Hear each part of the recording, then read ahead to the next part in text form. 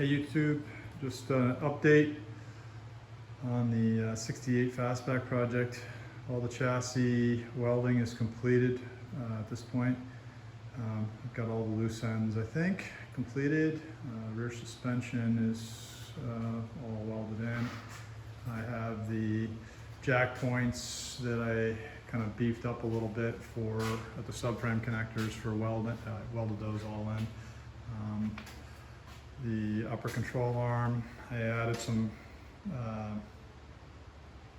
basically a torsion component to that upper control arm cross member. That would be this guy here. I didn't have a lot of faith in jam nuts holding long term.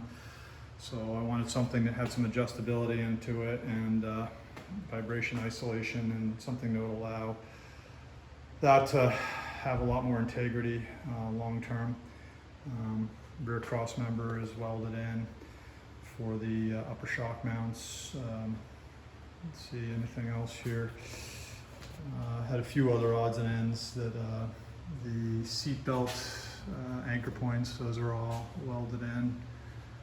I added a little bit of structure up here for jack points, basically to stiffen that up for jacking, and yeah, I think that's kind of it. I'm hoping now to get this thing to a position where I can get it sandblasted down to bare metal, so I can get some epoxy on it and start maybe doing some body work. But I'm working a lot of hours right now, and it's tough to schedule that, and I'll do my best and try and keep this thing moving. I'd like to be in a position where it's all epoxied for the winter, so I can do body work. A couple little other things I want to show you. Just spin this guy back over. Should I have got this tightened up. I gotta loosen this up a little bit. So yeah, like I said, when I was putting this thing on the rotisserie, once you get all the other components off of it for sheet metal and whatnot, it's very, very balanced where we had it. A couple things I did. Some of you may not agree with this, but since this car is not, I'm not trying to get this thing original. To help me out, I added a couple of things for door alignment. These little, basically, brackets or stops. So when I go to remount the doors, they're gonna be money. And I did the same thing on the actual doors for the hinges. There's other tricks you can do. Some guys drill holes in them.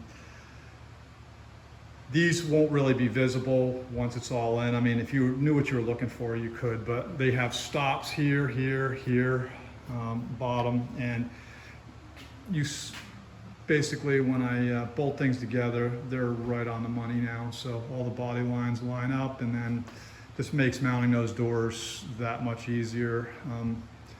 I guess if you got in an accident, those would be a problem, but you probably, if you dented it up there at that post, I think you'd have bigger problems anyway. So I wasn't too worried about it. And I did that in a few other locations just to help out with body alignment when I go to put this thing together. So, but I think, yeah, we're pretty much done at this point. All the sheet metal work is done, and I've got all my miscellaneous holes that I need filled, and so on and so forth. So hopefully next time it'll be epoxied, and I'll have all the seam sealer done and be ready to start going on some body work. So anyway, hope everyone's safe and well. Thank you guys. Bye.